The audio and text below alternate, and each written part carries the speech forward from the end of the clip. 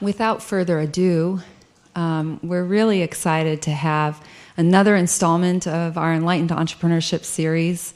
And, we've just had a real great run with some amazing speakers, and we don't think you'll be disappointed today. We have Bonnie Chavez, Professor Chavez, moderating today.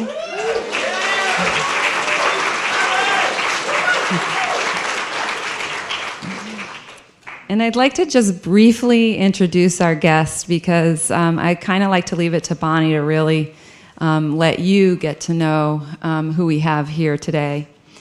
Eric is a self-proclaimed serial entrepreneur starting at a very young age with his own paper route.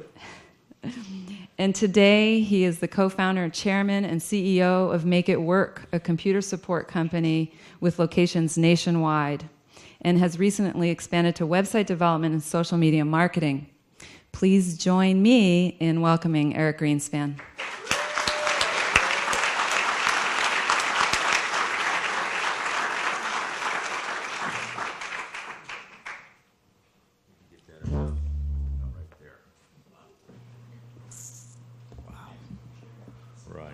Good afternoon, everybody. Thank you so much for coming. It's a real pleasure to see all of you here. And as Melissa indicated, I just don't think you're going to be disappointed. I just had a chance to talk with Eric the other day on the phone and was so impressed in our phone conversation. And today he comes in and just blows me away by his generosity and his just down-to-earth attitude and appreciation for a lot of things that I hope he's going to share with you today. The format for today is that I have a series of questions, so I'm going to begin the conversation with Eric. In about a half hour or thereabouts, it doesn't really matter. If you've got a question, and this is what makes these events so unique, is that you'll have the opportunity to ask Eric any question you want. So we have mics on both sides of the room, and if you have a question you would like to ask Eric, please just line up at the mic, and I will try to acknowledge you when I see you, and you can ask him anything you want. So we'll get started. So thank you again, Eric. It's a pleasure to have you here this day. Thank you very much for having me. One of the questions I'm frequently asked by students is, what should I study? What should be my major? How can I prepare myself to be prepared in the real world? If you were to go back 20 years from now when you were a student at UCSB or thereabouts, what would you be studying to better prepare you to be where you're at today? Well, I think the easiest way to answer that question, I'm actually really nervous right now. I don't know why. I haven't been nervous in front of a group in a really long time. I love the feeling. It's wonderful. I do. Wow. So what would I study? I always told interns and employees, I think I have some of my employees here now, that going to college for me wasn't really about what I was learning in the class. Sorry.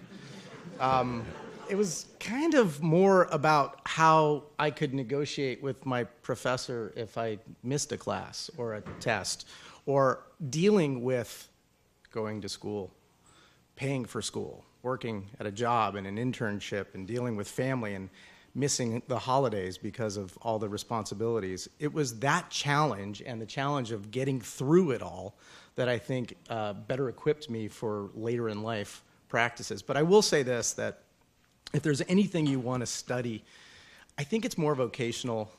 The stuff that we learn in college is very important, no question, but you've got to also get out there and be a part of the community and experience life in a great atmosphere. For example, one of our former interns is sitting here. We met on an airplane. The kid was sitting on the outside seat, and I had the middle seat. And I said, "Hey, kid, I'll give you $40 if you give me your seat." And he said, "Sure." And then later on, this is 50. Well, no, okay, so it was $50, but I only had two 20s. Well, I had three 20s, but I didn't think he had change. So I said, "I have 40," and he took it. Well, it worked out. Later on, he joined us as an employee. He was one of our bloggers, and it's a pretty interesting story. So, thank you. When you say that you were interested in negotiating with your faculty, that kind of catches my attention. One of the things that I encourage of my students is Instead of coming in and saying, why did I not do well? What can I do to maybe improve my performance?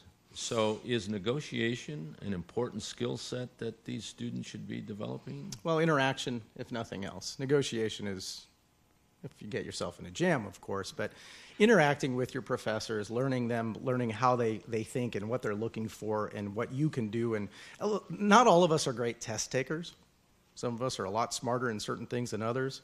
So we're going to have challenges in a particular course. I remember going to school here. I did for too long.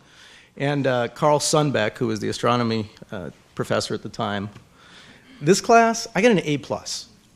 And I never did a thing because I loved it. I absolutely loved it. And I would hang out in Carl's office.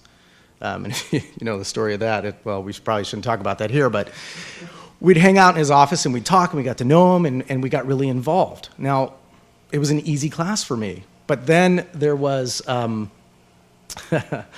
Larry Friesen, who's still here, isn't he? Is he? Larry, you're not here, are you? Okay, I'll tell you a story about Larry. We went out to the islands and did a bee study. I have never worked harder in a class than I did with him. And this was, I think at first it was, what was that? That was Zoe, and then it was Cell Bio afterwards, I believe. It was the hardest class I ever took. And we actually studied in, I don't know what the room's called anymore, but we studied up in that third-story library over there where the bio rooms are. What's that building called? I think it's environmental sciences. Something over there, yeah. So we actually studied all night long learning our amino acids, the sugars, right? And we studied and we studied and we studied, and then at 7:30 we all put our heads down and said we're done, and then walked over to the classroom at 8 o'clock in the morning, took the test, and then forgot everything we learned, of course. So, I mean, that's typically what you have to do when, I didn't love it. I didn't love cell bio in any way, shape, or form, but I needed to get through it because I was going to be a doctor. Then I went to UCSB, and I was offered a job, and I realized I don't want to be a doctor. I want to be really, really rich. So I changed my major. The point I'm making is that you're going to go through so many crazy experiences through your life, whether they're at school or with children and spouses and negotiating yourself out of a ticket. How many people here have ever negotiated themselves out of a ticket? All the girls are raising their hands. Do you hear about this new thing that's going on that might happen where if you go 66 miles per hour, you could get a ticket? You've heard this? I heard this on the way here today on the radio. This is a way to raise more capital, I guess, make some more money for our state, solve our financial problems. 66 miles an hour. And you get a full ticket, $150, and it goes on to your record. You better work on those negotiation skills now, right? I mean, that's how I see it. What do you think most students don't know? What do you think they should know? And more specifically, what do you think they should know about business and or entrepreneurship? Well, defining what an entrepreneur is, I think, is where you start with that. And I will tell you this. I speak often at other colleges on a regular basis, and I do the same spiel every time. But the first thing I usually talk about is, are you an entrepreneur? How many people are an entrepreneur? Why? You ask yourself why. Is it because you are absolutely unemployable and you think everybody else is full of shit? Is that fair? Right? It's your way. There's no other way. Is that an entrepreneur? Kind of. You sound like you had some experience with this. We're not easy to deal with either, are we? So an entrepreneur is somebody that really wants to do something. Sometimes it's maybe you just want to change the world. You want to make it a better world. Sometimes you want to make lots of money. Sometimes you want to... My wife will always say to me this. She'll say, she'll joke with me. Whenever I walk into a restaurant or a business or anything, I usually start with, if this were my company, I would do it like this. And I have a habit of telling people how they should do things, and it's a really bad habit. So I try to keep it to myself. Do you feel that, entrepreneurs? Do you feel like, why are you doing it like that? What are you thinking? By the way, can I ask you guys a quick question? How many of you say, really? How many of you, where did that come from?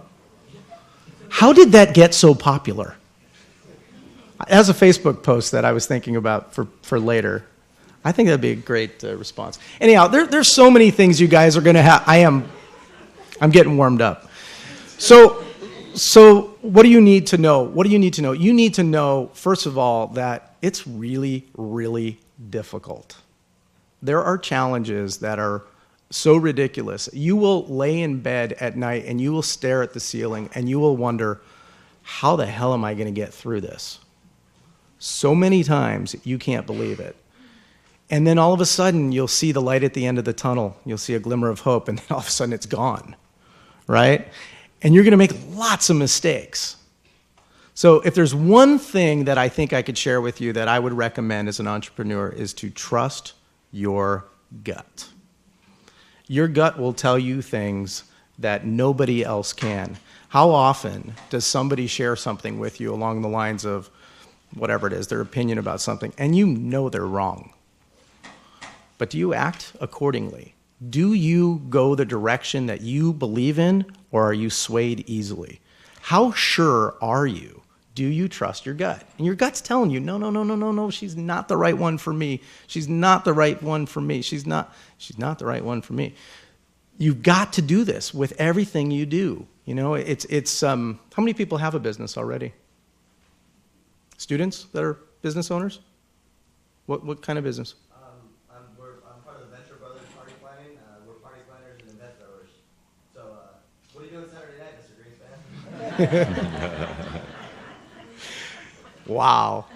See that? That's networking at its finest right there. I was being serious. I know. I'm just kidding. It's awesome. So that's why I think you got to trust your gut. You got to trust your gut, and you got to go with what you believe. Can you tell us what your greatest failure has been and what important lessons you learned from that event? How much time do we have? So the one big life is littered with failures, so to speak, right? But Mom always said you're never a failure until you give up. So my biggest mistake, I'm going to restate the question. Again, something an entrepreneur will do. I don't like the question, so I'm going to answer this one instead. It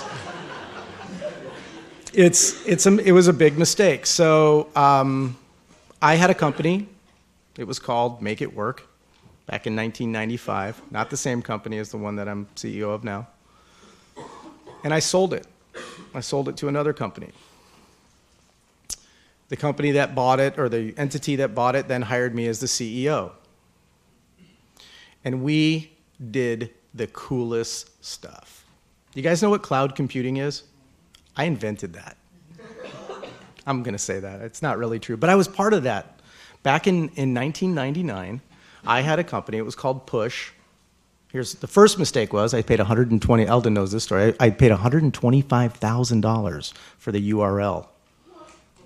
17th most expensive URL sold at the time. Any of my shareholders in the room? So we built this company up, and what it was an application service provider. So we took all of the applications and all of the data, and we put them in a big data center, and we pushed them out to you, kind of like you take for granted today with Gmail or with Google Docs or with Eventbrite or with any Facebook. There's nothing local on your device. You want to log into Facebook, you can use my iPad. It doesn't make any difference, right? Everything is stored on the servers way before its time. So 2 huge mistakes I made with that company. The first one was, one day I get I had this Italian sales guy, his name was Fabio, and I pulled him right out of Panavino, right in the middle of dinner, because he could sell ice to Eskimos. So Fabio joins me in the company, and we get a call, and he comes running in my office, and he says, TPMG is on the phone, TPMG is on the phone. And I said, TPMG, that's interesting. I looked it up. They had 1,000 employees. Oh, we're going to get a big deal, big deal. So I said, okay, get me the contact information. Let's get on the phone with him. He comes running back in. He says, no, it's not TPMG. It's KPMG. I said, dude, that's kind of a big difference. This is a $22 billion company with 250,000 employees. Seriously? So long story short, they were looking for companies like ours. They wanted to buy a company like ours because they were kind of finding clients that needed what we were doing, hosting their applications. So where the first mistake was, here it comes. I was an employee of the Red Lion, which was the DoubleTree, which is the DoubleTree now. That's how I put myself through City College and UCSB. So I knew the rooms there. So when I did the deal with KPMG, and because we have a short amount of time, I have to kind of cut to the chase. I picked room 312. I put together a Caesar-style spread, bread and fruit and booze and cigars and the whole 9 yards. And I had the number 3 guy of KPMG and the number 14, 15 guy, the head of technology from KPMG Worldwide here in Santa Barbara to close the deal. And they threw out a number of what they were willing to pay for our company. And my blood boiled. Now, between you and me, I didn't have anything. Okay? I had a couple $100 in the bank. I had a really cool job. I had a lot of future, a lot of potential, no fear. But they offered me millions of dollars for a piece of my company. And I stood up, I dropped the F-bomb, and I walked out of the room. 5 minutes later, my co-founder grabs me and pulls me back into the room, and he says, look, let's sit down. Guys, you obviously struck a nerve with Eric. Let's do a better deal. And they did. I was never completely happy with the deal. It was about $3 million for 20% of the company, and mind you, we had no revenue. Right? Valuations were awesome back then. So we went into escrow for the $3 million, and the world ended. The dot-bomb era hit. And there is no way in hell that they were going to give us our money if it weren't for just the passage of time to be required to get there. That's it. They would have pulled out, but they couldn't. We had already signed the docs. So we waited the 6 months, and the money came. And we had our first board meeting. Now, I told you, trust your gut. And I stood up, dropped the F-bomb, walked out of the room in front of some very important people. So I'm not sure that I followed my guidance there, because at the first board meeting, number 3 guy walks up to me, puts his arm around me and says, so that $3 million, that took a lot of guts, kid. Just so you know, I was authorized to go to 5.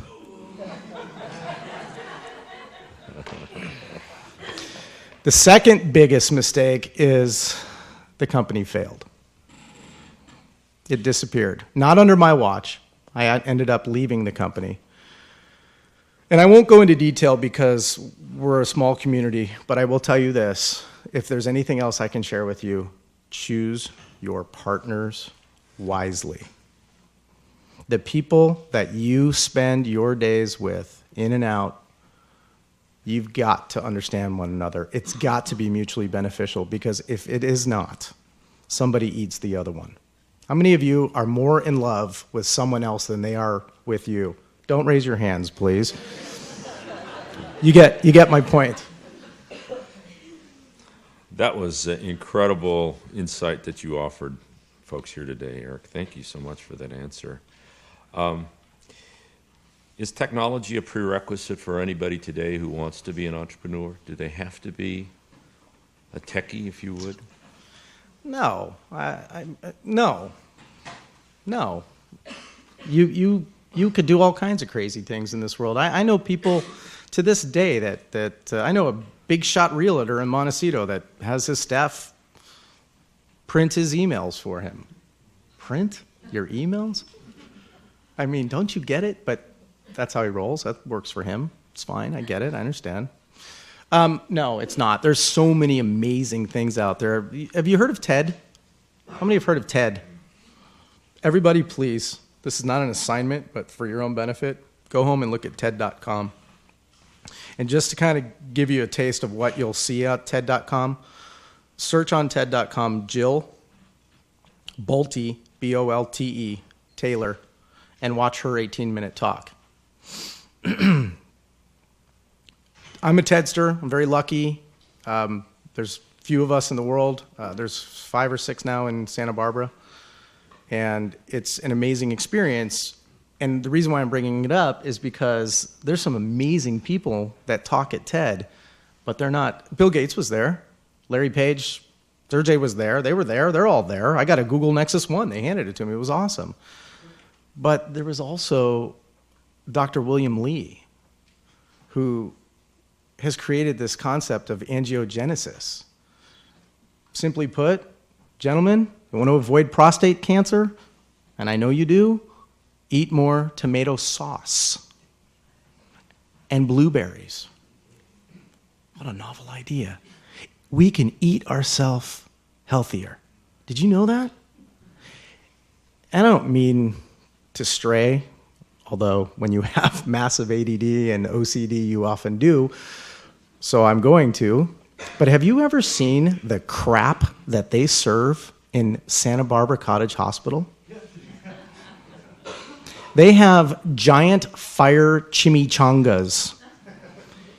And the only thing you can eat after hours is out of this terrible food carousel. It's horrible.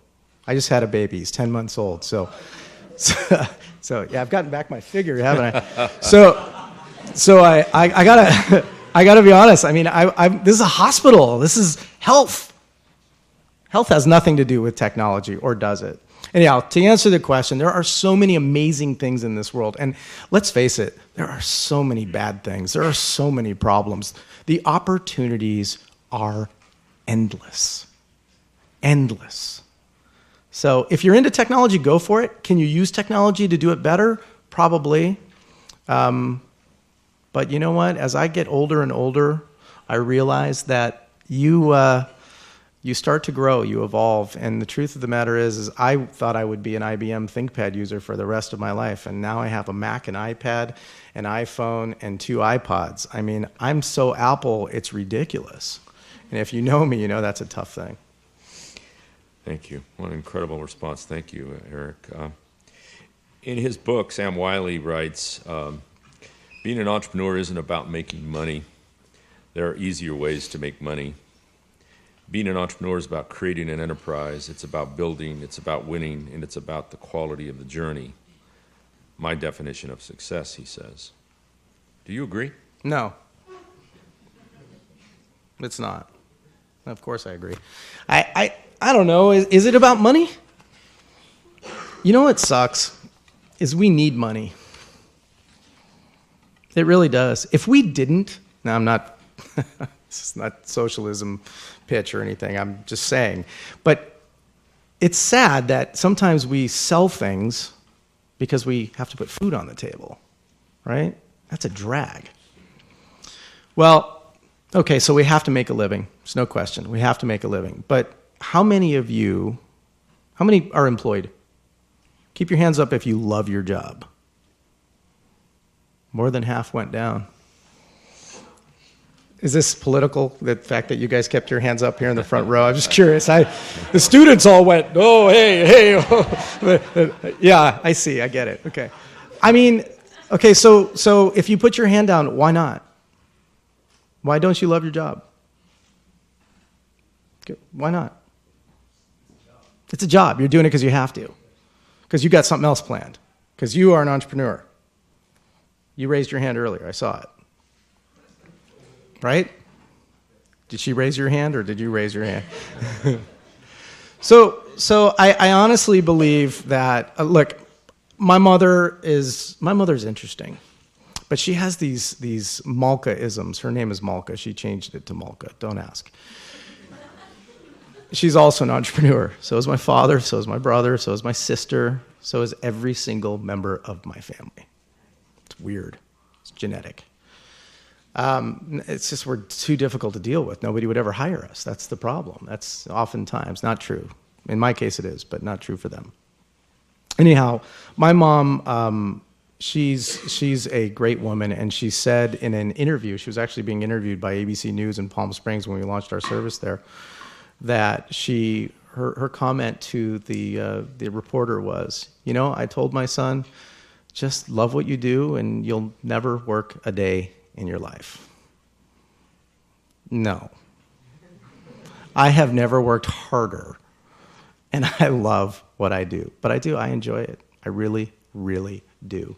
So passion, it has got to run deep, and it's got to be true. If you do it for the money, even if you get paid, what do you do next? You end up like Charlie Sheen.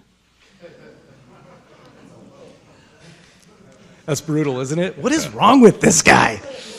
Oh, sorry. That's what I woke up to this morning. In doing a little research, Eric, I was impressed and intrigued by a statement that you made where you say, I take an extreme approach to every role and company I've ever created or been involved in. And I'd like to know what that extreme approach is. Well, it's simple, really, and it kind of goes back to the whole passion discussion. It's doing it to that extreme. Taking whatever you're going to do, why fuss around? Just go for it, right? Richard Branson, I saw speak a couple years ago. Terrible speaker. He's a guy from Virgin. Has anyone flown Virgin?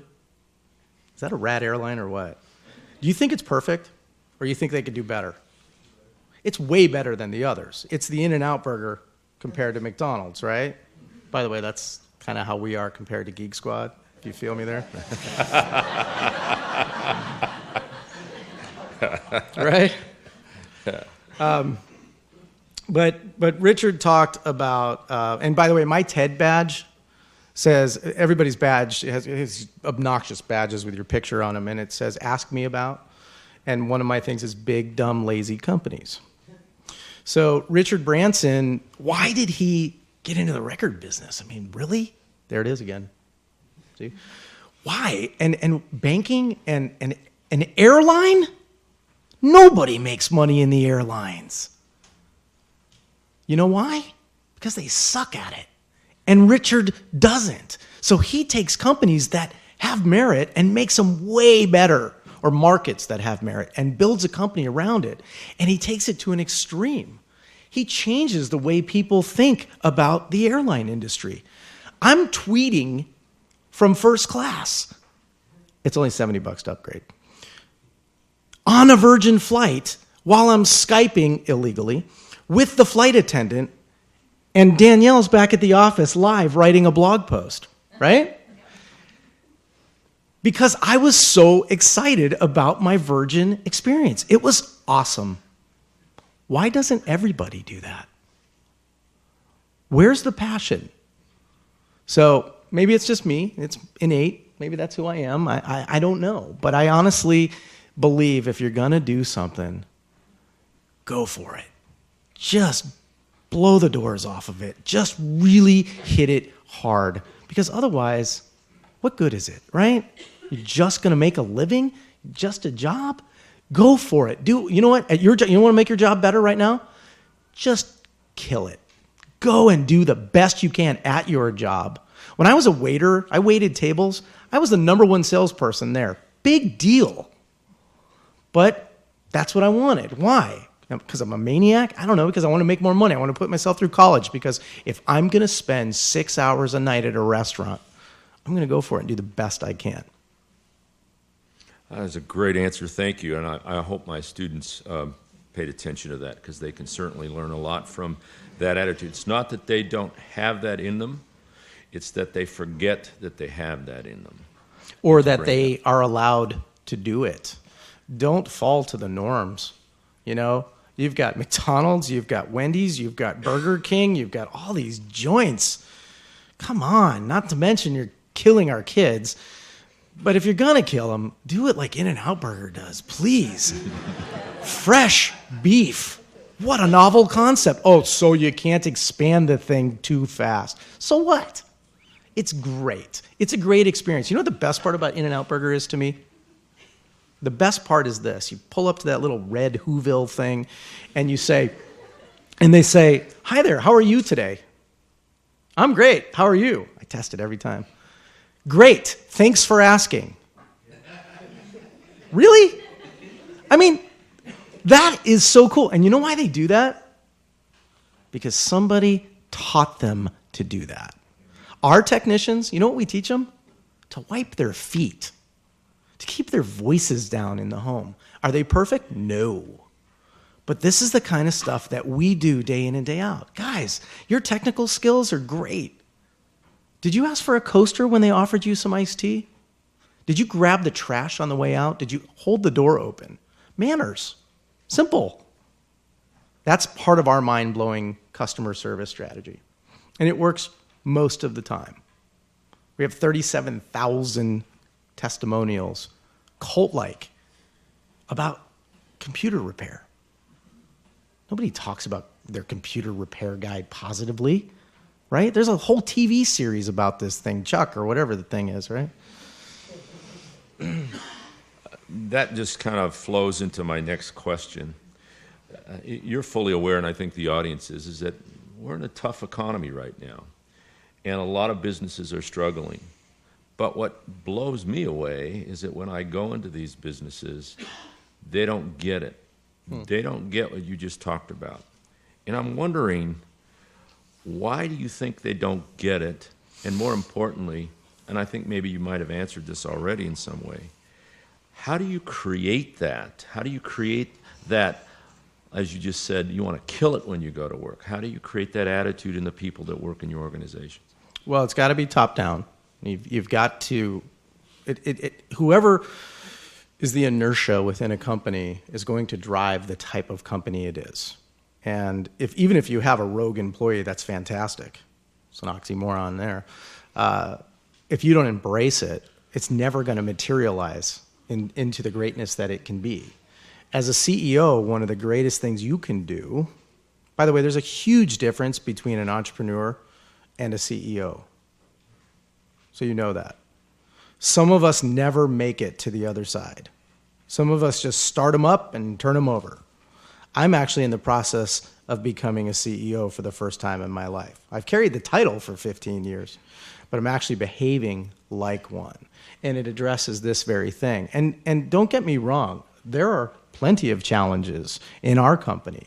This economy, oh man, I can't even tell you. We're in consumer services. You can live without us. Or can you? Not completely, but the goal is if there's only one left, it's going to be us. Because we're the one that's going to deliver on that promise, and that's the key. But to be able to do that, it's got to be a philosophy that starts at the top and is embraced by everybody. Let me give you a great example of something we did just yesterday to really make our company that much better. And again, it's not perfect. Our coach, we have funny titles and stuff. Our head coach, our COO, who manages our technicians out in the field, says, you know, our team has not hung out with the CEO in a while. Why don't you hop in the car with me and let's go down to LA and we'll go to Starbucks here and Starbucks there and Starbucks there. And I've been to a lot of Starbucks the last couple of days. And by the way, you know you can pay on your iPhone now? It's really cool. I'll show you that if you're curious. So we went and we actually sat down with our technicians and we told them what's going on, a lot of truth, challenges, what we're facing, what we expect of them. We reiterated what we want them to achieve and who we are.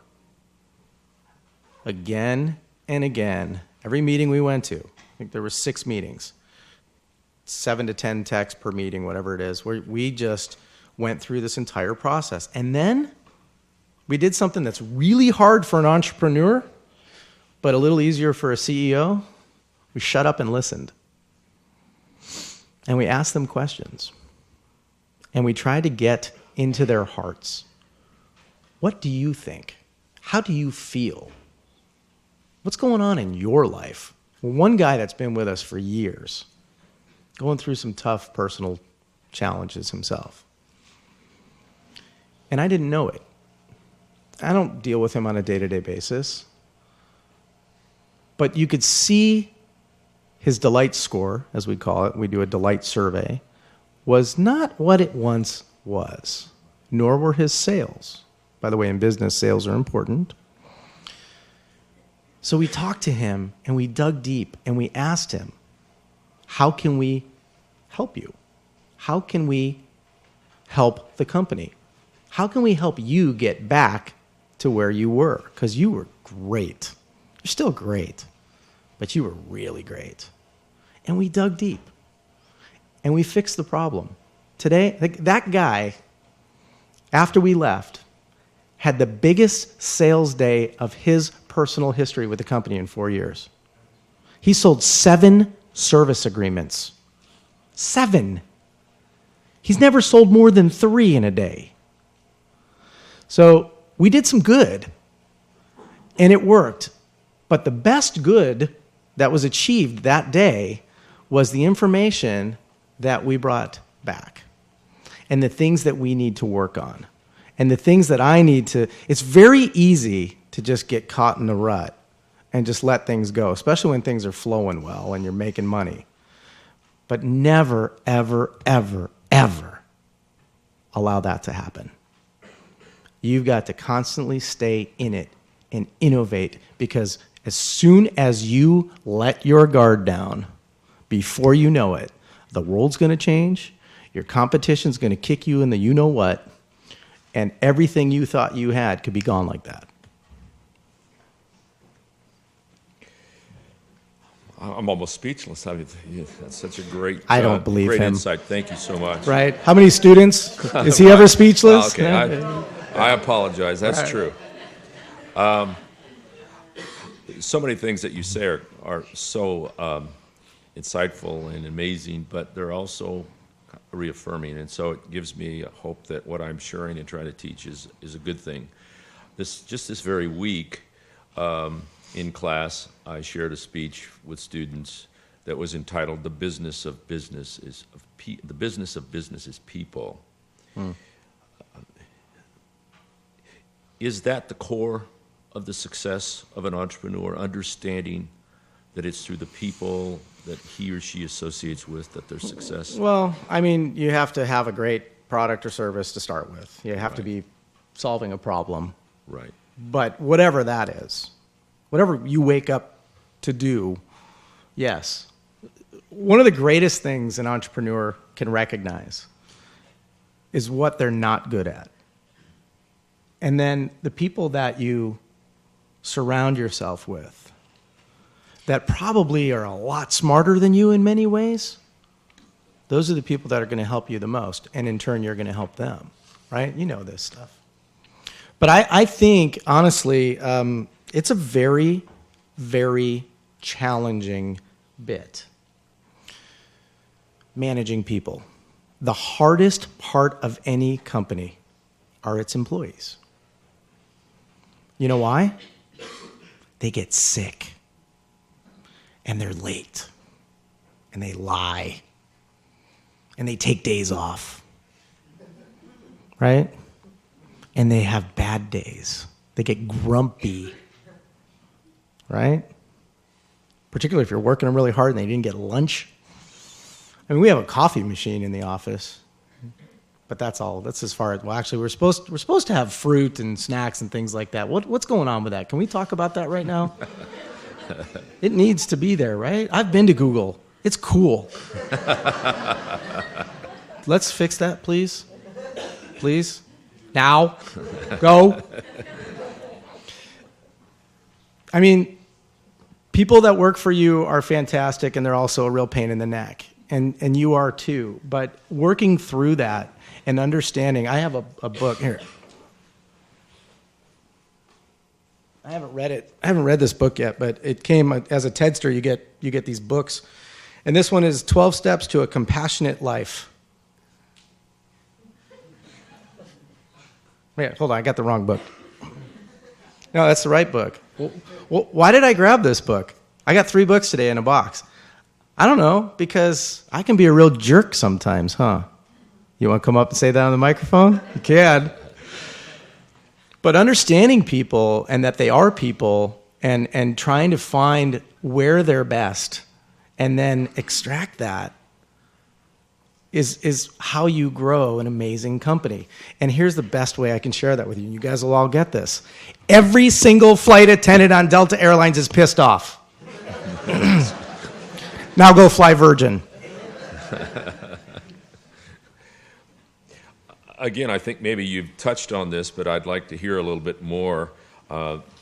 Trust is often cited as a real critical factor to the success of an organization and the success of those in positions of leadership. How do you manage trust? Really? I'm changing the question. Have you ever played Donkey Kong? There was this hotel I was at in LA yesterday, and they had free Donkey Kong. I just kept playing. I couldn't get the damn thing to the top, though. You get older, you just forget how to do these things. Trust. You trust the pilot. Why is it, okay, here's a weird one. Why do we trust cab drivers? I don't even wear a seatbelt in a cab, but I would never drive in my own car without a seatbelt. What is that? Because they're professional drivers. I trust them, right? Trust. I don't think I completely trust anybody. I think human nature is human nature. And when we get into a situation, we're all going to do the wrong thing from time to time. So trust is very important, and you want to have trust, but let's face it, this is business, okay? So if you got somebody who signs your checks, you better make sure you have somebody else who checks to make sure those checks are being signed properly. There's trust, but there's checks and balances to make sure that everybody should be and can be trusted. Business is a little bit different than life, or is it? I don't want to sound like I don't trust people. Does it sound that way? Yes. I've been burned by people I trusted. I've gone out of my way for employees that didn't turn out so well. I trust human nature, though, and I think in most cases, if you give people what they need to thrive and enjoy the experience, that they're going to give back to you what you need to build a successful business.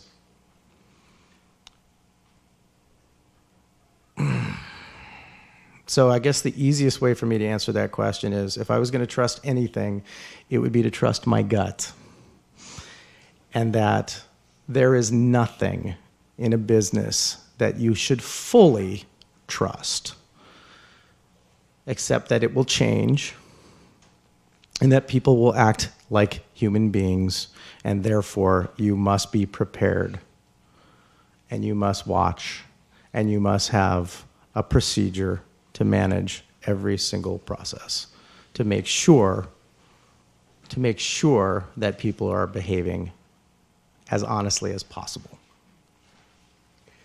Well, if you can change the question, then I'll change it too a little bit. What do you think it is about you that causes your employees to trust you? They don't. They just think they're going to make a lot of money and have fun doing it. That's it. They trust me because I think that at the end of the day, they know that I'm legit with my passion. They trust my passion. They trust what I want.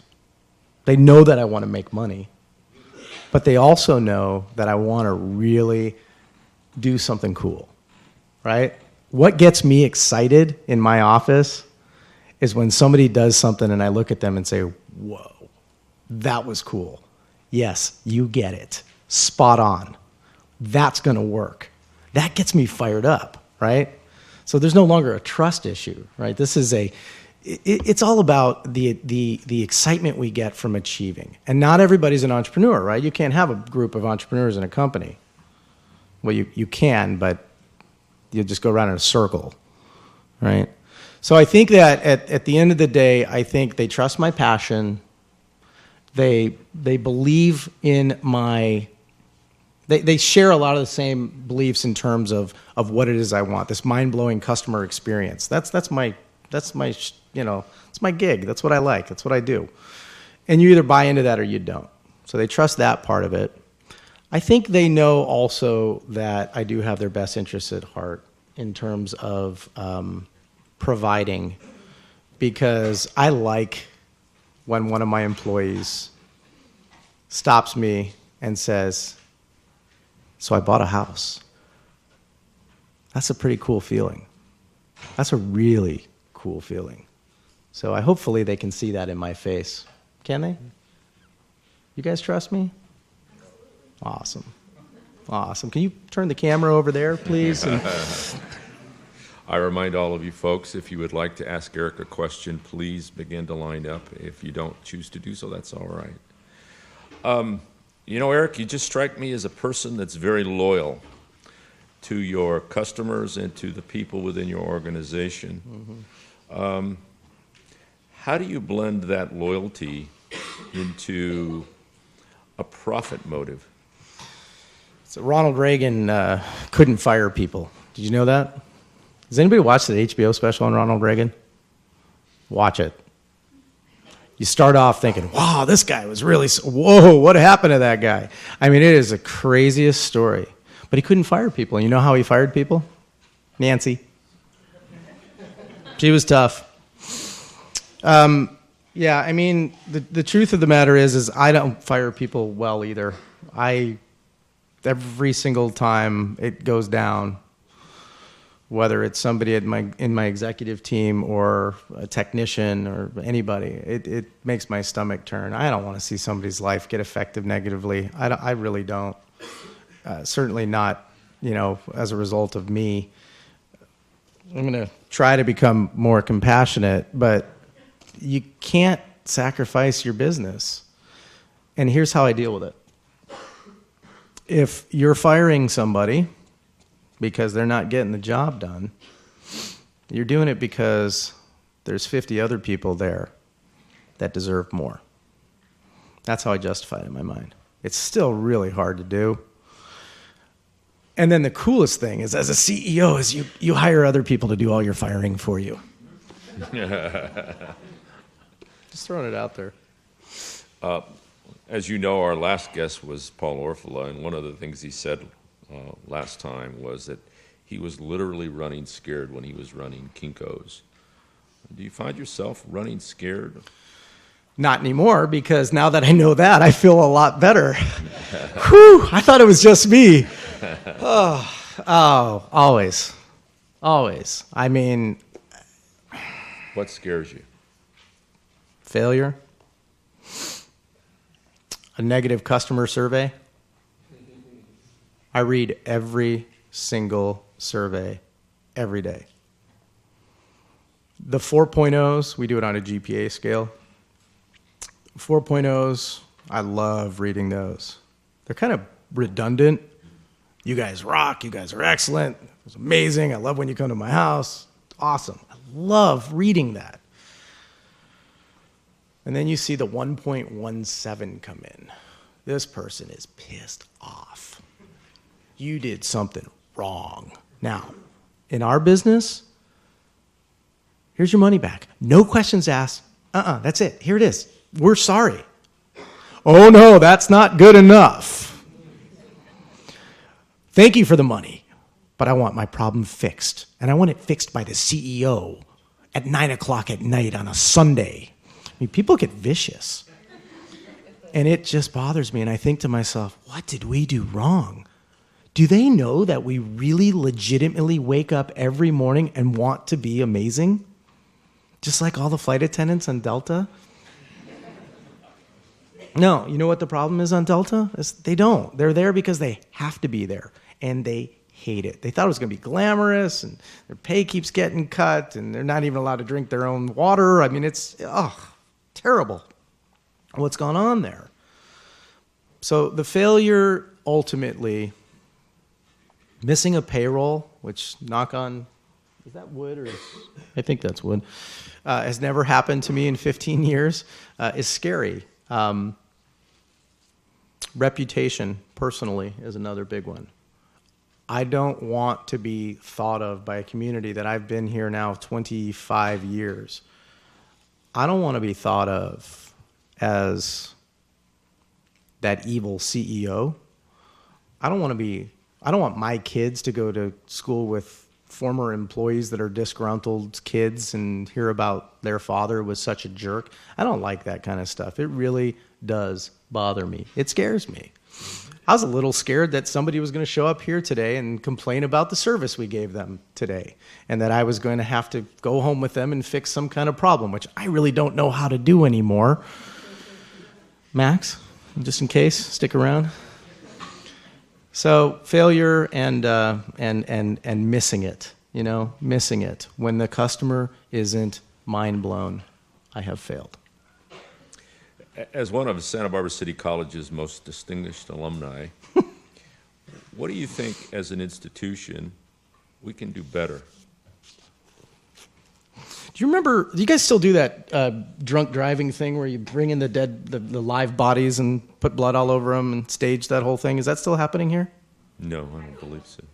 Oh, it's in high school? They did it here at City College. You guys need to see this again, even if you saw it in high school. I'm going to tell you, I think real life experience is where it's at. School's very important, no question. But there has to be some practical use for that. And so my point to you is, funny how I remembered seeing those students as actors. It'll never leave my mind. And every time I think, if I had a drink tonight, I'm not going to drive because I don't want to kill myself or somebody else. And that's not something, we all know, by the way, don't drink and drive, right? But if I showed you a dead child that was killed in a drinking and driving accident, it's probably going to hit a little closer and help you rethink it the next time you choose. So I really think that hands-on experience, and I'll tell you right now, guys, you want to know what happened for me right here at City College? I lived at Oceano, right over there. I used to walk across. I walked into your City College bookstore one day. I needed a computer. I had one of those. Never mind, you won't even know what they are. It was like a typewriter, but it's stored. Anyhow, you know what a typewriter is? So I walked in and I bought an IBM PS2 Model 55SX, 386 SX 16 megahertz processor with a 60 megabyte hard drive, right? Not gigabytes, megabytes. Floppy diskettes, Windows 3.1. $2,799. I paid $55 a month for 5 years for it. I sold the thing 3 years into it and continued paying it off. But the next day, when I went in there and the guy who sold it to me was selling another one, he asked me, or I saw what he was doing. I said, "Oh, here, let me show you how to do that." He if it were my bookstore, so I helped him sell this computer, and he said, "Hey, would you be interested in an IBM internship?" Bam. So I became an IBM intern, and then I became an IBM employee. 3 years later, IBM shut down the office here in Santa Barbara. There were 144 people when I started. There were 4 when I left. Why was I still there? And all these other people were gone. Because I worked twice as hard for half as much. And ultimately, it was a resume builder for me and an experience piece for me. It was another class. And it was amazing. So the guy says to me, he says, "So you want to join me in Woodland Hills? I'm going to offer you a full-time job." I said, "I'd love to, but I've got 3 years on my resume. I'm going to go finish my degree." And he says, "Wait a minute, you got hired at IBM without a degree?" And I said, "You guys have been kind of busy. I guess you missed that." I said, "But I have a bigger question for you. How did I pass the drug test?"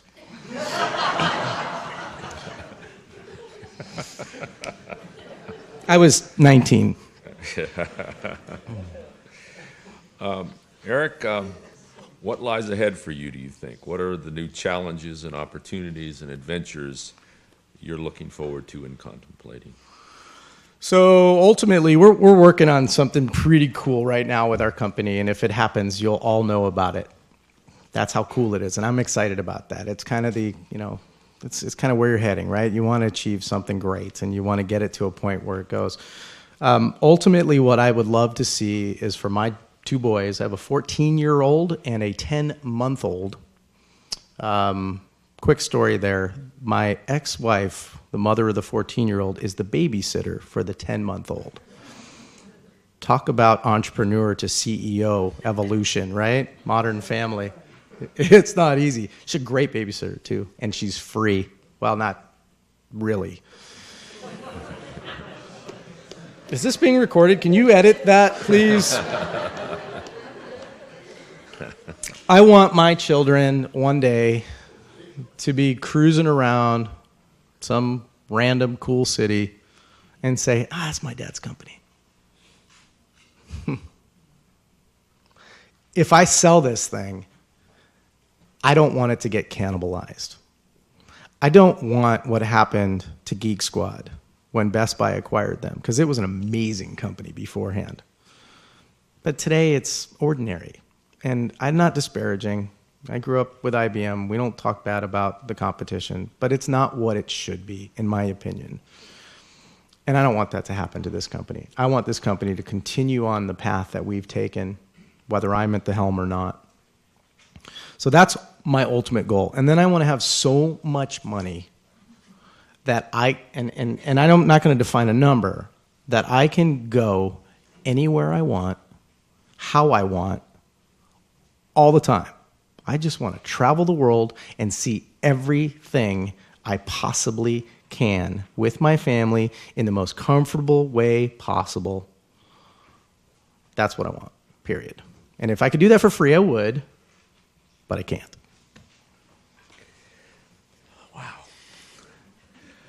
Well, I want to remind everybody, please, that as we finish here with Eric, there's going to be an event out in the lobby where there's food. You'll get a chance to meet Eric and talk with him if you'd like. But I would like to extend, on behalf of the Scheinfeld Center for Entrepreneurship and Innovation, the Small Business Development Center, and Santa Barbara City College, our sincerest thanks for you being here today. You have inspired and awed all of us, I'm sure. And thank you, Eric, for being here. Thank you.